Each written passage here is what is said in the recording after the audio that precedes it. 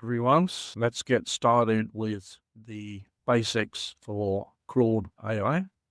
Now, I will start with the basics, so I apologize if we have people that are watching this that already have a Claude account.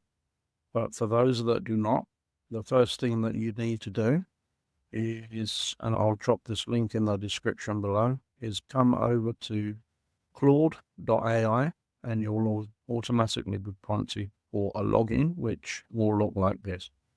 Now, you can use it on the web, but for the work that we are going to do, I strongly recommend that you do this here, which is download the desktop app. So for this video, this is all I want you to do. Once you've downloaded it, then you install it on your computer. So download, and it'll just come to a download, one download in progress. And that pretty much is it. You will execute the file and you will then have the desktop app. In the second video, we will look at how we start to work with Claude from the desktop app. So that's the end of the first lesson. I want to keep these short and sweet so that you can execute simply without being too overwhelmed or too bored with long videos.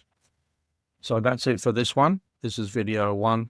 And again, apologies if you already have Claude, but there will be people that do not have it or they're still using it in their browser. So again, download desktop app and then install it. It's relatively easy. You just follow the instructions on the screen, and then we will come to the next video where we start working with Claude, log in, create a user account, and then we can start the good stuff. That's the end for this one.